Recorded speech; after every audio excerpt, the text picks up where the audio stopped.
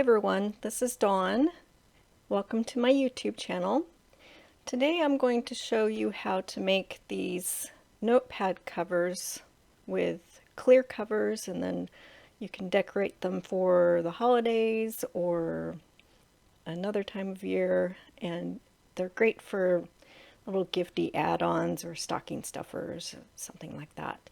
So I start out with a heavyweight cardstock to use for the backing, and then I'm using some Holly Jolly paper and cedar and pine papers and the stickers from the cedar and pine kit. So this is a clear paper and it's from Basil, but I've also seen it from a company called Graphics, and Joanne carries it and Amazon carries them. And you need some score tape, and then I've used these little flags from Heidi Swap. It's an old product, but they're clear, so I like to decorate my pads with those. And then I also found some banners from Spellbinders, or you could use a Cricut cut. So I start out, what I do is I always hang on to my blades after they aren't usable anymore to cut cardstock with.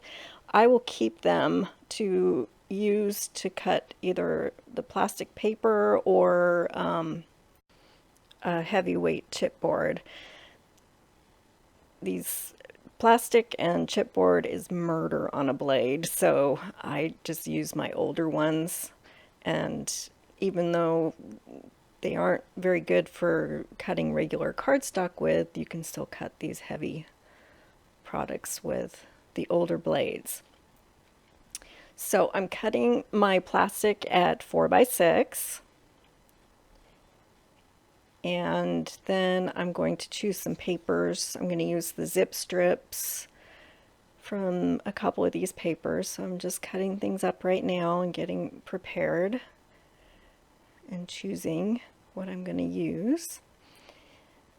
So I'm going to pull a couple stickers, and I'm going to use zip strips and these pattern papers. So I'm starting out by cutting my backing paper at 4 inches by 8 3/4.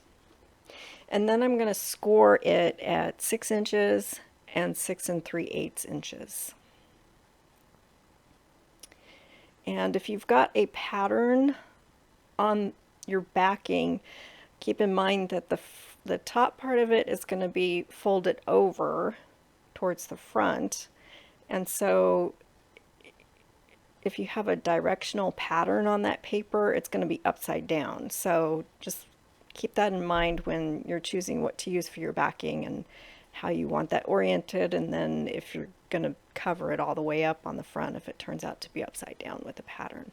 So I've got a pattern, a decorative piece that's cut at 2 1/4 by 3 3/4, and then I'm taking the zip strips off of these other 2 papers. I'm not sure which one I'm going to use yet, so I'm cutting them both off so I can decide later. And then I'm going to use part of this white paper as well. Okay, so the pads that we're using are, I just get them at Walmart or an office supply store. They're 4x6 and have about 50 sheets of paper on them, and they're plain.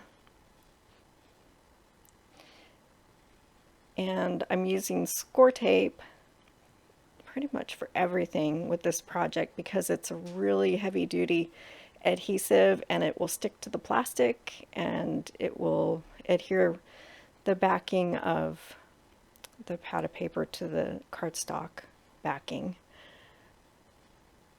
And score tape, you need to kind of score it with your fingernail first before the backing of the adhesive backing will peel off.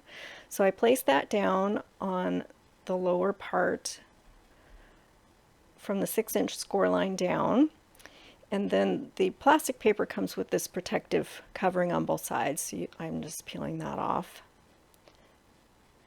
And then it's clear. And I'm also placing some more score tape on the top portion. And get ready to place the plastic down.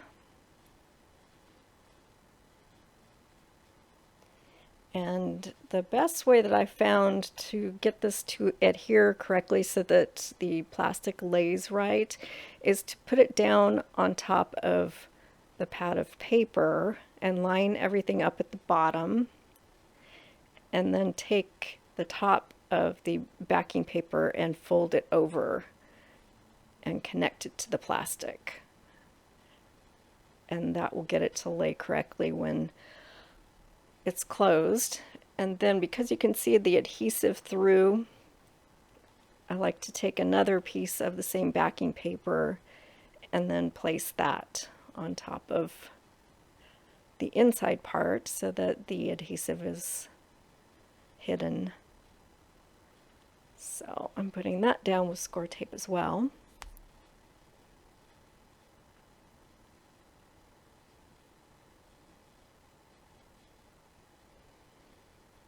And then it's time to decorate. And these are great little pads because when the paper is all gone, all you do is stick down another pad. And so I hang on to the covers that I make and I just swap out the pads. So now I'm deciding which flags I want to put on the front.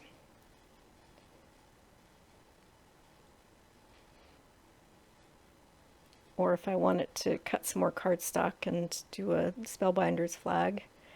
But it looks like I'm going to choose this one. So again, I just use a score tape. And I'm going to sandwich it between the green paper, and then I'm going to decorate, put some more paper on top of it so it'll hide the adhesive.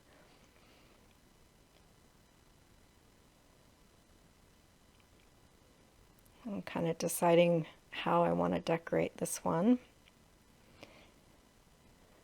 The cedar and pine and the holly jolly collection share a color, which is awesome because then you can interchange. The candy apple is the same in both collections. So I can use that paper with cedar and pine and it'll work.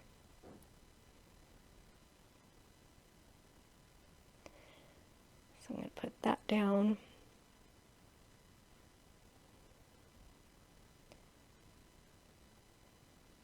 And now I'm deciding what other things to decorate the pad with. So I decided that that black zip strip needed a lighter color around it. So I'm cutting another piece of this dot paper so that there's white.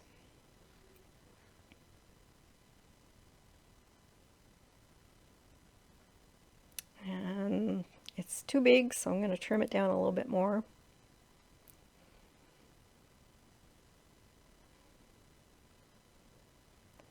And that's cut at 3/4 of an inch by 4, and then the zip strip is a 1/2 inch by 4. And then I'm adhering everything with the broad tip glue pen.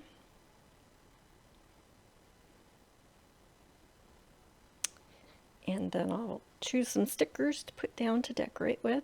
So all of these supplies are, well, the Close My Heart supplies are available until the end of the month, the Cedar and Pine and Holly Jolly collections.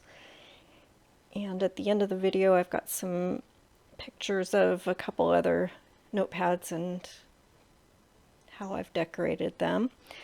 As usual, I'll make a list of all the supplies and links, and you'll find them below. And I appreciate you spending a little time with me today.